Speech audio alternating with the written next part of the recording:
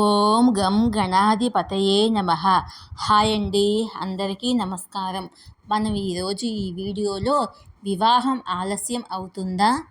అయితే మీ జాతకంలో ఈ గ్రహాలు బలపడేందుకు ఇలా చేయండి. ఈ వీడియో కనుక మీకు నచ్చినట్లయితే లైక్ చేయండి, షేర్ చేయండి, సబ్స్క్రైబ్ చేసుకోండి. ఈ వీడియో లాస్ట్ వరకు స్కిప్ చేయకుండా చూడండి. ఇలా చేయడం వల్ల ఈ వీడియో మరికొంతమందికి రీచ్ అవుతుంది. ప్లీజ్ సబ్స్క్రైబ్ మీ, సపోర్ట్ మీ. వివాహం ఆలస్యం అవుతుందా? ఎన్ని సంబంధాలు చూసినా కొంతమందికి వివాహం కుదరటం లేదా? పెళ్ళి అనుకోగానే అనేక సమస్యలు చుట్టుముట్టి జాప్యం జరుగుతూ ఉంటుందా? అందుకు ఈ గ్రహాల స్థానాలు కూడా కావచ్చని పండితులు చెప్తున్నారు. ప్రతి తల్లిదండ్రులు తమ బిడ్డ సరైన సమయంలో, సరైన వయసులో వివాహం చేసుకోవాలని కోరుకుంటారు. అందుకు తగినట్లుగా సంబంధాలు వెతుకుతారు. కానీ పెళ్ళి అనుకున్న ప్రతిసారి ఏదో ఒక సమస్య ఎదుర్కొంటూ వస్తారు. వివాహం ఆలస్యం అయ్యేందుకు అనేక కారణాలు ఉంటాయి. అయితే వేద జ్యోతిష్ శాస్త్రం ప్రకారము పెళ్ళి ఆలస్యం కావడానికి వివిధ కారణాల్లో ఒకటి గ్రహ దోషాలు. జన్మరాశిలో అనేక గ్రహాలు వివాహ సంబంధిత విషయాల్లో సమస్యలు సృష్టిస్తాయి.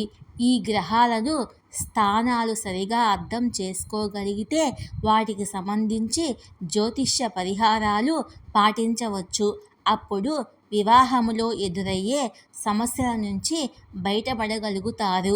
ఆ గ్రహాలు ఏమిటి, వాటి నివారణ చర్యలు ఎలా తీసుకోవాలనేది ఇప్పుడు మనం తెలుసుకుందాం. పెళ్లిలో అడ్డంకులు కలిగించే గ్రహాలు ఇవే. జ్యోతిష్ శాస్త్రం ప్రకారము జన్మ చార్టులో 7వ ఇంట్లో దశ లేదా అంతర్దశ ఉన్నప్పుడు, 6వ ఇంటికి సంబంధించి అంతర్దశ ఉన్నప్పుడు వివాహములో జాప్యం జరుగుతుంది. జ్యోతిష్యుల అభిప్రాయం ప్రకారము 6 లేదా 10వ ఇల్లు వివాహములో సమస్యలు సృష్టిస్తుంది. అలాగే శని సప్తమములో ఉన్నా కూడా వివాహంలో జాప్యం జరగవచ్చు. ఈ గ్రహాల కలయిక వివాహాన్ని ఆలస్యం చేస్తుంది. జాతకములో కుజుడు, రాహువు, కేతువు 7వ ఇంట్లో ఉంటే వారి వివాహము ఆలస్యం కావచ్చు. అలాగే 7, 8 ఇంట్లో శని, అంగారకుడు, శని, రాహువు, కుజుడు, రాహువు లేదా శనీశ్వరుడు, సూర్యుడు, అంగారకుడు, సూర్యుడు రాహువు కలయిక ఉన్నప్పుడు కూడా వివాహములో సమస్యలు కలుగుతాయి. మంగళక దోషం మరొక కారణము. పెళ్లి ఆలస్యం అయ్యేందుకు అతిపెద్ద కారణాల్లో ఒకటి కుజదోషము.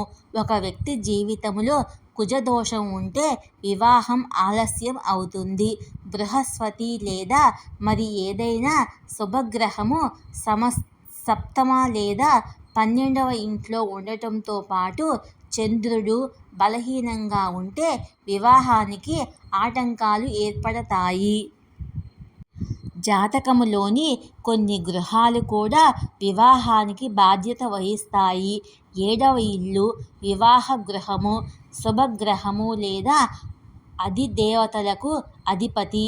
బృహస్పతి లేదా శుక్రుడు సరైన స్థానంలో లేకపోతే వివాహం చేసుకునే అవకాశాలు తక్కువగా ఉంటాయి. అలాగే బృహస్పతి 7వ ఇంట్లో ఉంటే 25 సంవత్సరాల వయసులో వివాహం జరుగుతుంది. బృహస్పతి, సూర్యుడు సరిగా లేకపోతే వారికి 7.5 పాటు వివాహం ఆలస్యం అవుతుంది. అలాగే రాహు లేదా శని ప్రభావం ఉంటే 2 నుంచి 3 సంవత్సరాల వివాహం ఆలస్యం అవుతుంది. వివాహములో వచ్చే సమస్యల నుంచి బయటపడేందుకు కొన్ని నివారణలు పాటించడం మంచిది. ఇలా చేయడం వల్ల పెళ్లి విషయంలో జరిగే జాప్యాన్ని తగ్గించుకోవచ్చు. చాలా కాలంగా వివాహ విషయంలో జాప్యం జరుగుతున్నట్లయితే మీరు శివలింగాన్ని పూజించాలి. ఇది మాత్రమే కాకుండా క్రమం తప్పకుండా గణేశుని పూజించాలి. త్వరగా వివాహం అయ్యేలా విష్ణువు, లక్ష్మీదేవిని కూడా పూజించాలి. వారికి ఖీర్ ప్రసాదంగా సమర్పించాలి. వివాహములో బృహస్పతి, కుజుడు, శని గ్రహాలు అశుభ స్థానములో ఉంటే వాటికి తృప్తి పరిచేందుకు ఈ పరిహారం ఉపయోగపడుతుంది. ప్రతి సోమవారము ఉపవాసం పాటించాలి.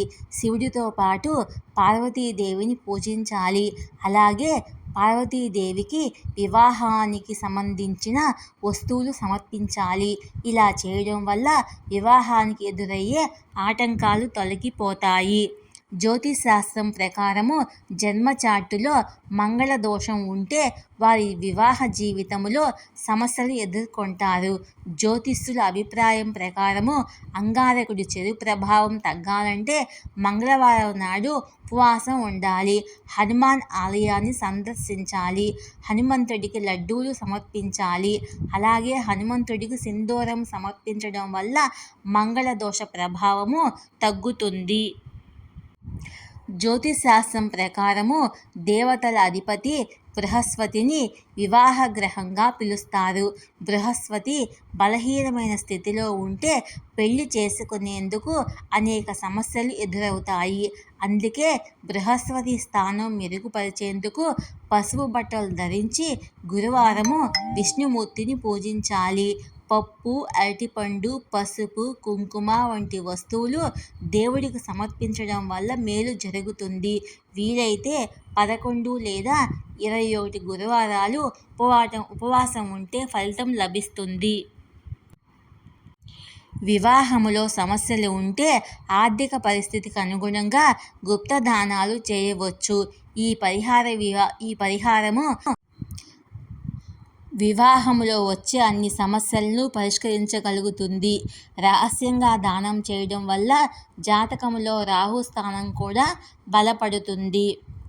వివాహానికి ఆటంకం కలుగుతుంటే దాని నుంచి బయటపడేందుకు ప్రతి శనివారం శివలింగానికి నల్ల నువ్వులు సమర్పించాలి. ఇది చాలా ఫలవంతమైంది. అంతేకాకుండా శనివారం నాడు నల్లని వస్త్రంలో నల్ల మినపప్పు, ఇనుము, నల్ల నువ్వులు, సబ్బు పెట్టి దానం చేయడం వల్ల కూడా మేలు జరుగుతుంది.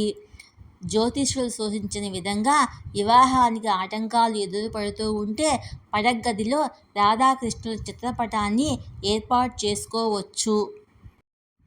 ఇది తూర్పు లేదా ఉత్తర దిశలో ఉంచుకుంటే మంచి ఫలితాలు వస్తాయి. ఈ వీడియో కనుక మీకు నచ్చినట్లయితే లైక్ చేయండి, షేర్ చేయండి, సబ్స్క్రైబ్ చేసుకోండి. Please subscribe me, support me. Thank you for watching.